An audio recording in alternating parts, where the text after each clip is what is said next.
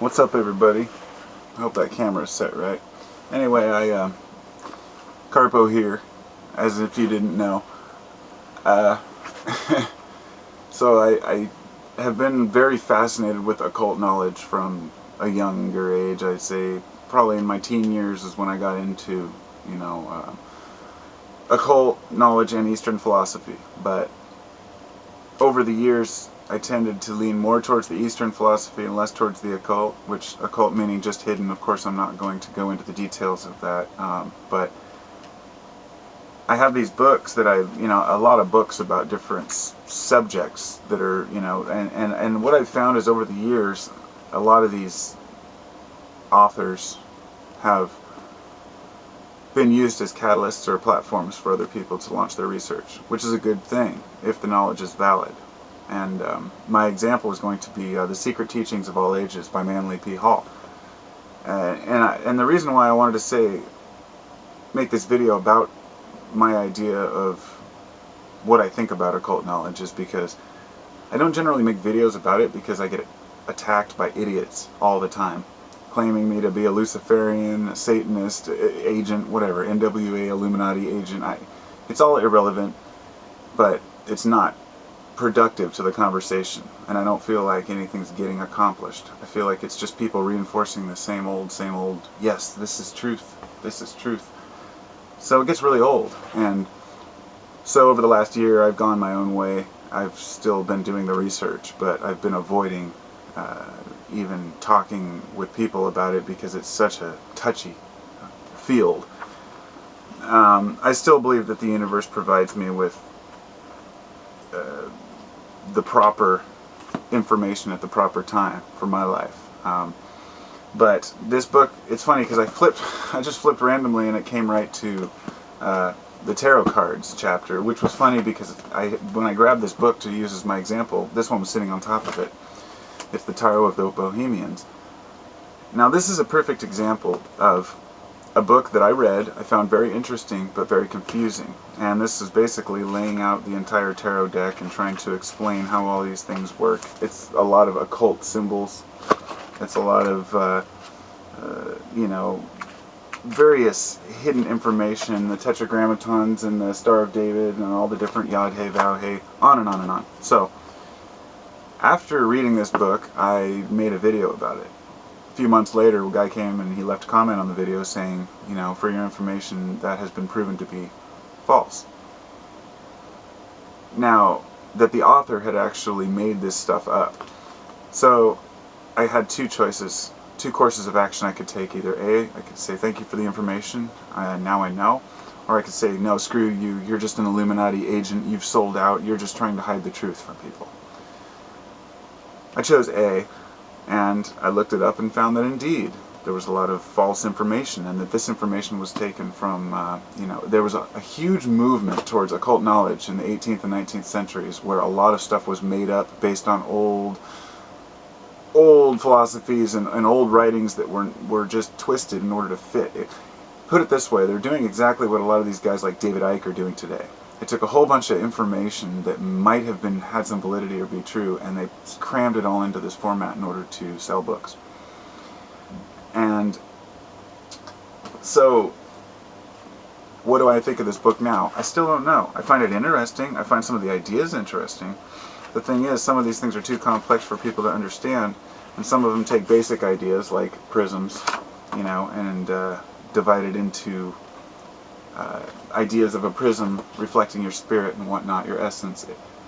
A lot of these things seem valid and seem real, so I don't really have a real, I'm not here to support or to deny occult knowledge. In fact, I don't even really know why I'm making this video other than to say that it is an interesting subject to me, but I find it sad that so many people have such a negative view of knowledge, and that there seems to be a major group who are taking knowledge from books like this, The Teachings of All Ages, and this is shit that I've read a long time ago, and then I've heard Manly Hall say, and then somebody repeats it as if it was like, gospel. Manly Hall is just one guy, he's nothing special. He just happens to be a good author and a good speaker.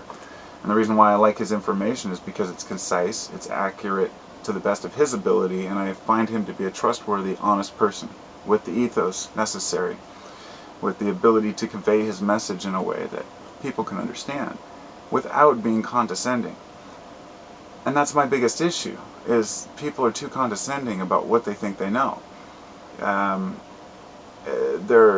It's funny because some of the people who have accused me of being like in a cult or in a group of, closed-minded people have also claimed to be followers of a particular video maker on YouTube or something, or like one guy, that's making things that, or maybe they follow themselves, or, they're not willing to look past anything except for what they believe. So anybody who's providing any type of information like this instantly becomes the enemy. And this is how this whole holy war starts. It's not even a holy war, it's a joke. I don't really see it as a battle against the knowledge itself. I see it as angry people lashing out and using other people's beliefs as something to lash out at, or the way another person lives, the way another person looks, dresses, thinks. There's so many levels that a person will go to argue.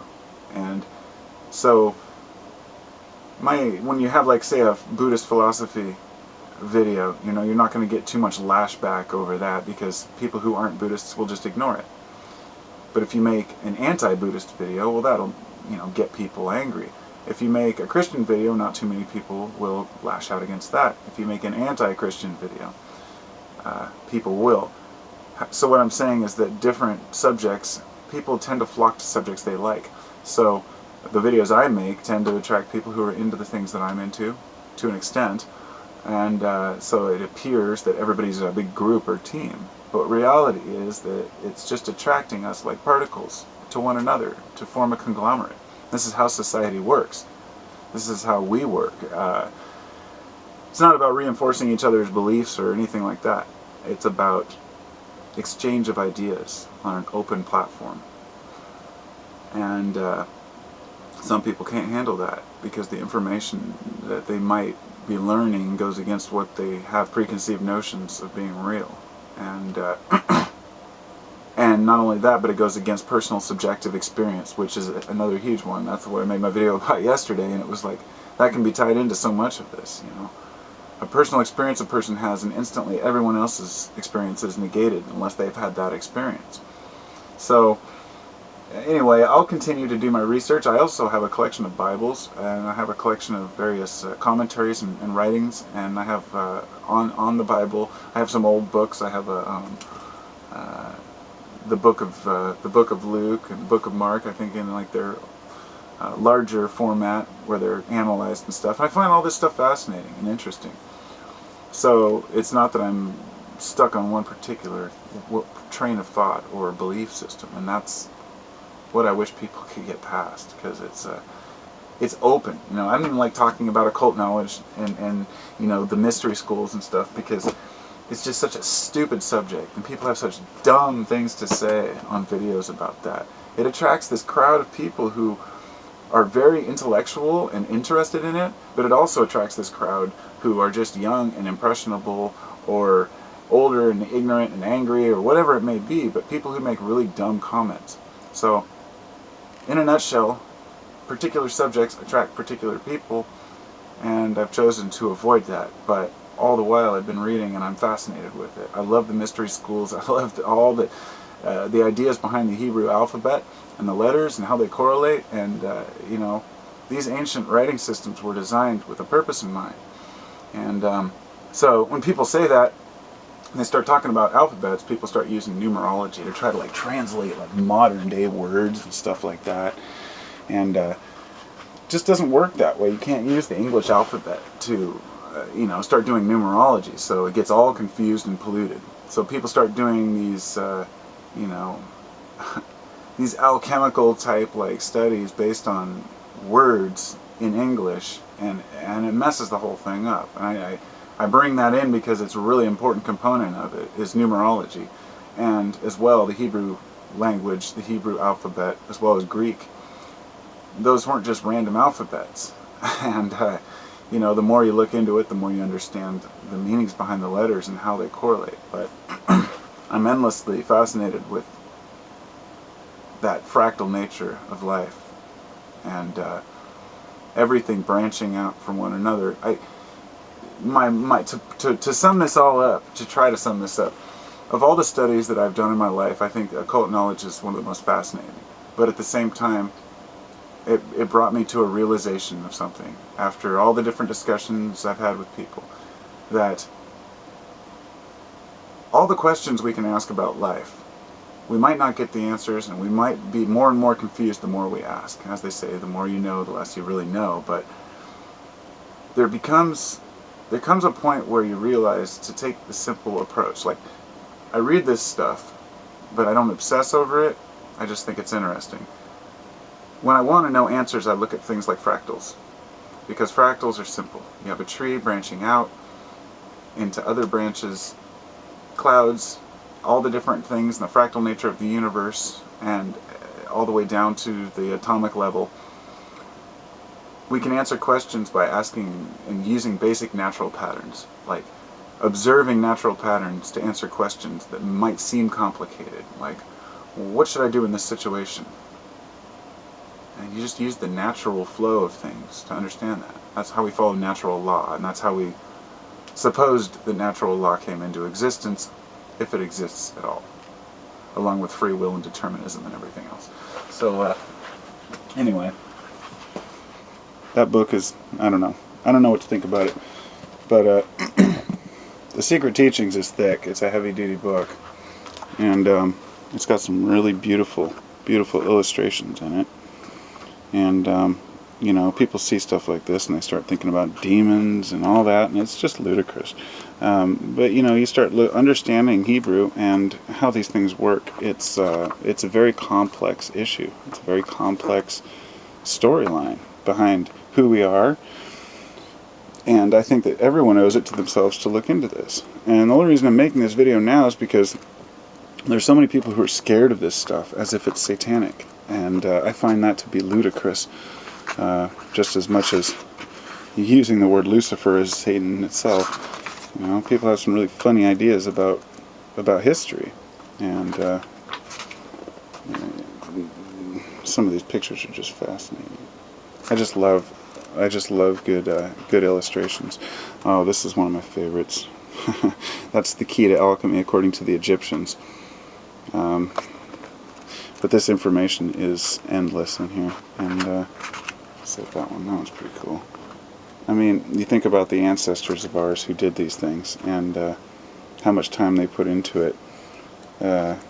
These drawings that were symbolic of our nature, of our very essence, to understand who we are.